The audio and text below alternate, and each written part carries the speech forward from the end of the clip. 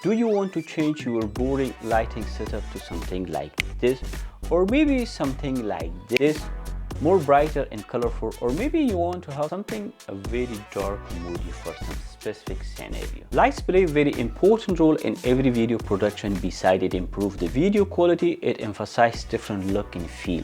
It make it easy to deliver the right mood to the audience. Thanks to guys on FEELWORLD for sending me all the lights and accessories which I'm using today for my YouTube new lighting setup. I received two lights. One is FL125B, which is a bicolor light with 125 watt, and another one is FL225, which is 225 watt daylight. I also received their 90 centimeter deep parabolic softbox along with their rectangular softbox, which is 30 centimeter to 125 centimeter. So let's kick in and show you guys how I achieve all those lighting setup.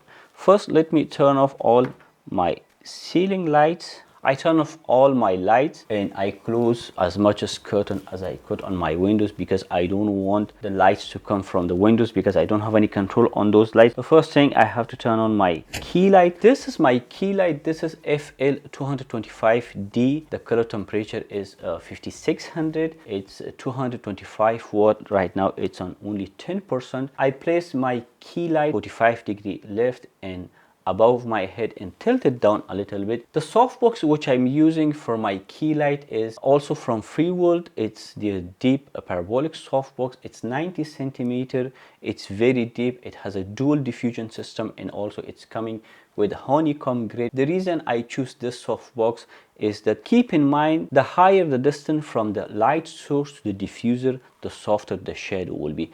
The lesser the distance from the light source to diffusion, harsher the shadow will be. So that's why this is a deep parabolic softbox. It's very deep and it has a dual diffusion system. That's why it has very nice shadow. I'm using a grid which is coming with this light. The good thing about this honeycomb grid is that it's not spilling the light on my surrounding. As you can see, I have white wall on my back and the room is almost white, so it's not spilling too much light to my background. That's why I'm using honeycomb grid. If you want an even lighting setup for your YouTube setup or any kind of video production, or if it's a photography, then you don't need to use a honeycomb grid. But if you want to go for some specific lighting setup, which I will be do it in this video, that's why I'm using this grid, because I don't want the light from my key light to spill on my background. Then the second light, which is also very important light, is the ring light or the hair light, which I attach it above my head. I'm using FL125B, which is a bicolor light, and it's attached with FEELWORLD rectangular softbox, which is 30 centimeter to 125 centimeter. It's very long softbox. The way I placed this is that I didn't place it on the center above my head. I just push it a little bit this side. The reason is that when we are using a key light, let me turn off this light. When we are using a key light, we mostly place it on 45-degree angle. If you want to put it in front of you, then it will be very flat. That's why I'm using it a little bit on my left side. It's almost 45-degree angle, and it's giving me a little shadow to this side. For overcoming this shadow, you have to use a fill light. Place another light on your 45-degree angle or 50-degree angle in order to brighten up this shadow a little bit. Keep in mind, fill light should not be brighter than the key light. You can use a light or a reflector, whatever you have, but for my lighting setup, I don't want to use any fill light. That's why I placed this light a little bit this side. If you see it, it's brightening up this portion of my face also a little bit, and it's giving me a nice hair light. It's separating me from my background. So this is a very nice lighting setup. Even if you want to go, you can go with one lighting setup, but the point is that I want to make this lighting setup more interesting. I want to make it a little bit colorful, because my background is very boring. So I want to add some practical light. So for my practical lights, let me turn on my practical lights.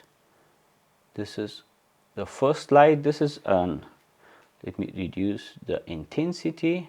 I don't want to make it very bright. Yeah, I think it looked good. Also, I'm using another one on this side. So right now, this is a very nice lighting setup. But still there are some things that I want to add it to make it more interesting. Giving it a little more touch, and the color temperature is a little bit different. And if you see here on this side, I'm using a plant. It's a natural plant, but it's looking very dark. In order to brighten it up a little bit, I'm using another spotlight, just giving it a little touch, so this way it look more better. If you see, this is when it's off, and now it's on. And then also there's another flower here. I can turn on this light.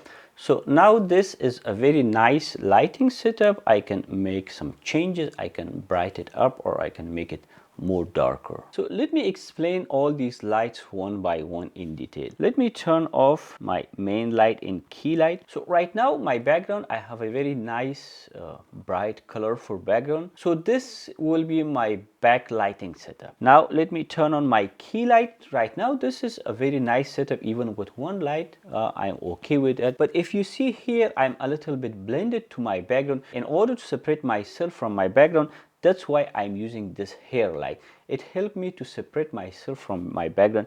Let me turn this off. So my key light is off. You can see the effect of this rim light or hair light. If you want to rig your light and as an overhead, put it on very strong light stand. Right now this is on a C stand along with some weight and sandbag. My key light is also on a very strong heavy duty light stand with some sandbag. So now this is the full setup. I think it's perfectly. I can increase and decrease the light source as per my setup. Right now my camera is on 200 ISO. It's a 1.4 lens, and the intensity of my key light is 10%, and my hair light is a little higher. It's on 25%.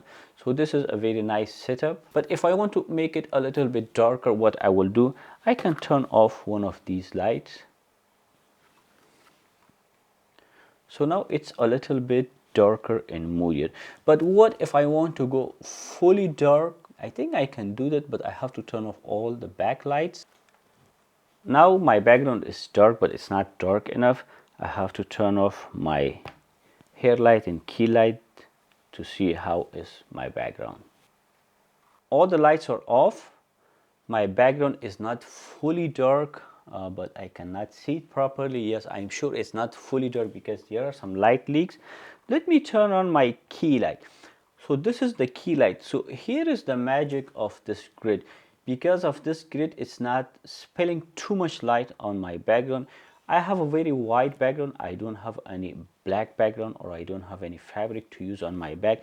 If you have a black backdrop, it's better to use it and keep as much as distance as you can from your background. But the intensity of this light is on 30%, and the intensity of my hair light is 60%. So this is a dark mode, but one thing I add the ISO. I didn't change the ISO on my camera. The only thing in camera which I made changes is I increase the f-stop. Right now it's on f4, so it's make it a little darker because the background was a little brighter, because there was some light leaks from the window, and it was making my background a little bit brighter. But still it's not 100% dark, but still it's, I think, doing a good job. And the main reason is that I'm using honeycomb grid on this light and also on this light. Let me turn off my key light. So this is the result of my hair light or rim light, and this is only my key light. Let me turn on my hair light and key light. Let me turn on and off my key light, sorry, my rim light or hair light. Here you can see the result of the rim light. If you see, I'm totally blended with my background. If I turn this on, it gives me a little bit separation. I'm saying a little bit because my background is very dark, but if it's bright enough, then it's giving lots of separation. So this way I can achieve very nice dark moody lighting setup. I hope you enjoyed this video. If you guys have any questions regarding this lighting setup or any accessories which I'm using, feel free to write on the comments below. I will try to answer all your questions as soon as I can. And if you didn't subscribe to my channel yet, I will highly appreciate your subscription. Like the video and press the bell notification in order to be notified on my upcoming videos. See you guys in next video.